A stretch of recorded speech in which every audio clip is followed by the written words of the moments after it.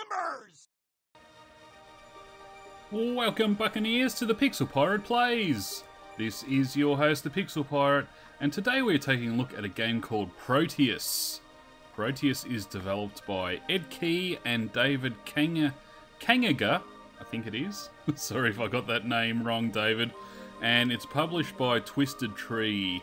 You can currently pick it up on Steam for $9.99 or $10 if you want to go traditional. Why that is traditional, I have no idea. But, gee, how to explain this game? It's an adventure game, I think. Well, there is some debate as to whether it's even a game. I think it is. It has a progression system of sorts, and there are objectives, so I would consider that a game.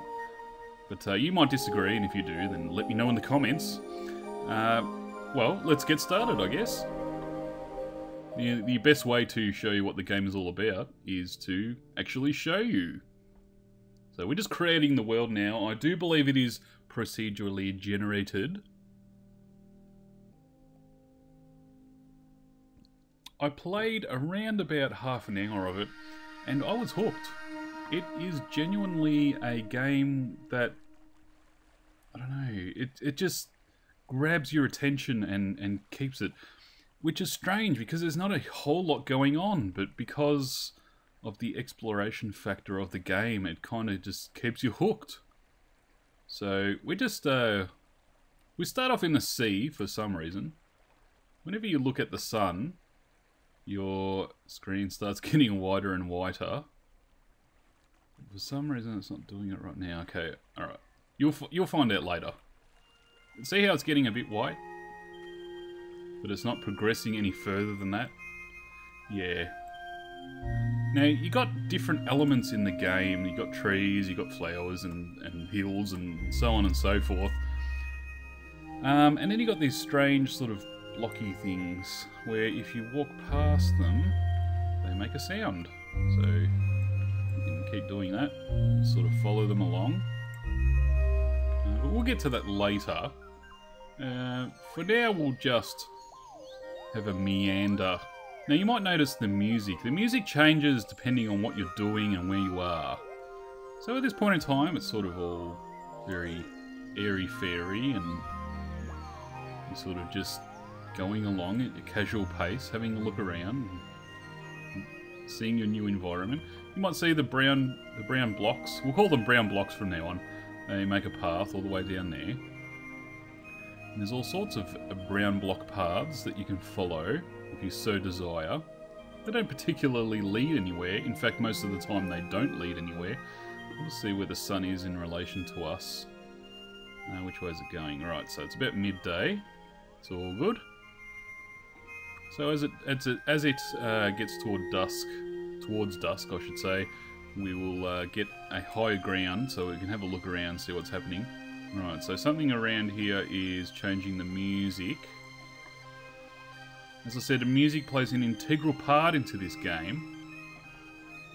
And you might also notice that not a great deal is happening right now. I'm just walking around, I'm not really doing anything. What's this thing here? Oh!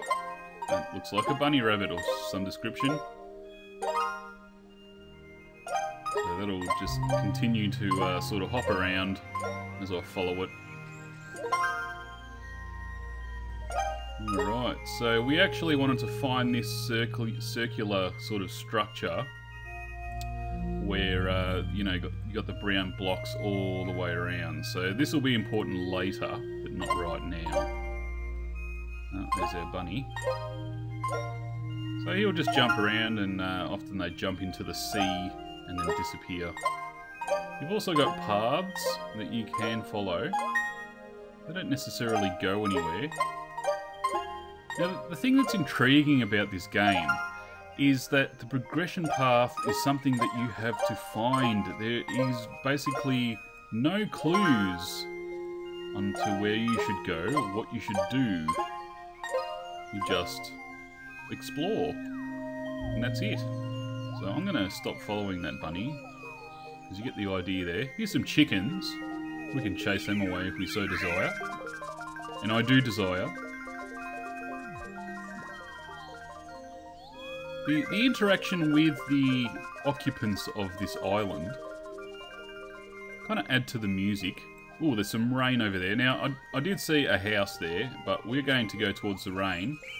So if you listen closely to the music right now, just give you a few seconds. And then versus that when you go into the actual rain here.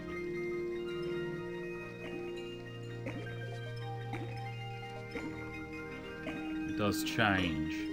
So music changes in every facet of the game depending on where you go. And even chasing bunny rabbits across the terrain changes the music to a degree. We'll probably jump into the sea or chase him enough. And off he goes. I haven't actually gone into the sea to see what happens, and I probably won't just for this video in case I die horribly.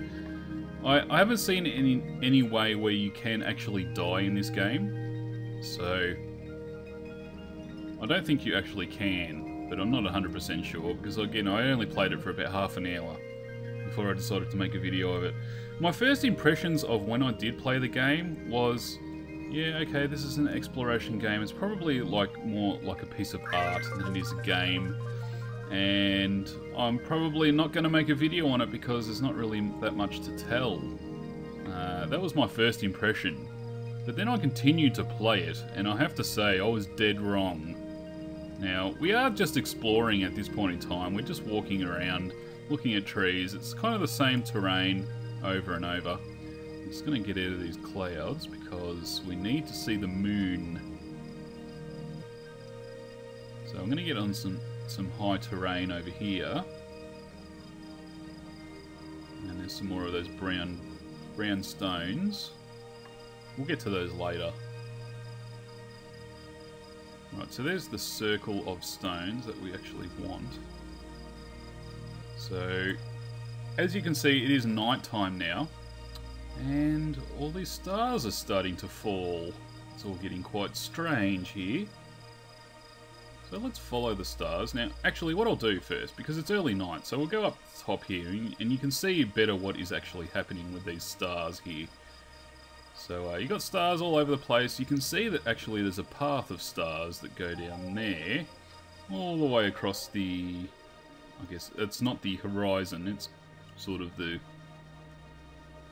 I don't know, atmosphere, I guess. So, and the moon is following that, so as you can see. And then you see these sort of dots, and they're making a circle, which is quite strange. And then you see a bird over there. He'll come later, if I have enough time. But let's go down and have a look at these circling dots. Go have a look-see. Oh, they're speeding up. Oh, whoa. Okay, let's go in here. Wow, now time is speeding up and it's going crazy. Where's the sun? There it is. Goes down. It's too fast to follow. And everything goes white. And we're back. We're back in daytime. We are back with the same circle. But now new things are here. The sun is very bright. And if we look into it, the music changes. And it gets louder and louder, almost like you do when you look into the real sun. And eventually everything goes white. And nothing changes. If we look away, everything comes back to normal. We've got our vision back. You might also notice these kind of fireflies, I should say, not flyer. Well, to speak, Pixel Pirate. These have come into existence here, where they weren't before. The flowers are dancing, and various things have changed. In other words, in and around the world. All right, so I do have something else up my sleeve, but first we will go and have a look up here, because there's something interesting up here. Now, you'll notice, as I talked earlier about the sun and how when you looked at it, it starts going white and then it doesn't progress any further. Well, now, if we continue looking at it, our screen goes completely white. So, alright, so here we are. These are sort of mysterious figures in the world. I have no idea what they are. You'll notice that the game has a lack of shadows and definition. So everything kind of looks 2D until you sort of start walking. And then everything starts getting definition. For example, this tree looks very two-dimensional. No shadowing, no anything at all. If we move around it, then we start seeing branches and different leaves and stuff like that. Try not to look at the sun there, so the screen doesn't go white again. Which is a curious way that they've done the graphics in this game, because, I don't know, it's just odd. Some black things, they sort of have a look at you. I think they're flies or something. They start following you around. For no particular reason whatsoever. And when they are following you around, you get to move faster. What I've also noticed is... that's interesting. They're interacting with the plant there. That is interesting. Perhaps they're bees. Who knows? Well, it's sort of gone off there. Let's do that again, because I didn't notice that they actually did that. So you sort of become the Pied Piper there, don't you? And did they do the same thing? Yes, and the first one is actually dancing now. So is the second one. Now this one is dancing also. Oh, actually they're all dancing, aren't they? Oh, what's these things? See, there's new things to explore all the time. They sort of look like reeds, but they're not in any water. Well, where's our circle of stone blocks? Because we want to go back there and just have a look at something else. But basically, when you progress in the game, essentially time speeds up. Often you're allowed to move faster, and something changes in the world. And of course, the world goes white, and so on and so forth. So you know you've done something. But there's no, you've completed X, Y, and Z. Good for you. There's nothing like that. So I like that. I think it allows for creativity in progressing in the game, if there's even any such thing. It doesn't seem to be doing what I was able to find out earlier. So we'll abandon the circle for now. And we will go up here and see if these do it for me. Make a sound for me there, Mr. Block. Doesn't look like it. There we go, there's one. Another one. Curious. And another. Perhaps it only does it at night. Which is another curious thing about this game. You can do certain things at night versus the day. So, I don't know, maybe I'm doing it at the wrong time. I'm trying to interact with things in the world at the wrong time. Let's go have a look at this house here. Quite a mysterious house, as is everything in this game. You can't actually access the house, you can just have a look at it. And I get the feeling that as you progress, something will change here and you'll have the ability to interact with it. Well, there's the moon. We'll wait for it to get to a bit darker, and then... What have I done there? I interacted with something. Something ran away. Was it these chickens? Could have been. Yes, probably. Looks like they're going to nest for the night. So that could be a later puzzle too. I say puzzle because I feel like everything you interact with needs to be interacted with at a certain time of the day, or in a certain way. Maybe you need to do 2 other puzzles before you can interact with the chickens, for example, and that not knowing that is a puzzle in itself. Not knowing whether you should do X, Y, or Z is very intriguing, and I think that's what keeps you going. Because quite by accident I did... this one's all by its lonesome. Quite by accident did I progress in the game. I was almost ready to give up on it. Oh yes, no, I need to find some of these. Yes, here we go. Until I actually sort of started trying to interact, trying to communicate with the environment. Now you'll notice the trees start dancing, everything's moving around. And also, the blocks are actually sanding off immediately. Quickly, let's find another one before it sort of peters out, which it does. So we'll continue doing this. Continue. I'm going to find the circle somewhere, I hope. I think it's up here. Yes, it is. And we can sort of keep the thing going here. The world continues to dance around. You continue making sounds, and eventually it'll go white. Or at least I hope so. We'll probably end the video there if it does. So as you can see, the particles are starting to form again, just as they did last time. And I think if you just keep going with this, it eventually starts going white. At least I hope so. I think if you bring it into the daytime, it will do something. So as you can see, the sun is starting to move faster. I think I'm speeding up time, just not as fast as if I went into the circle. So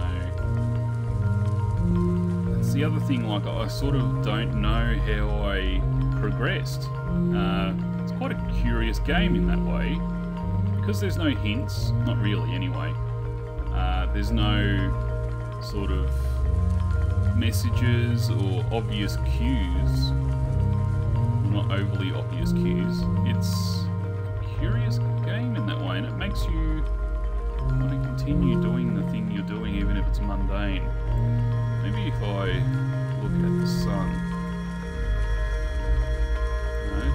Time is speeding up faster and faster the longer I do this.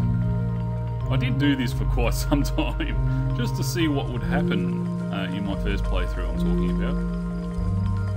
Here's the night time.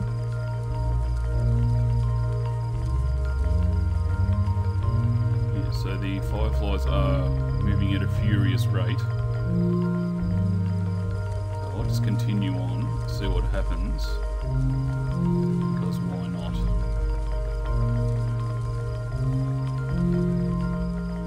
I'm just curious, if I stepped into the middle here, what would happen?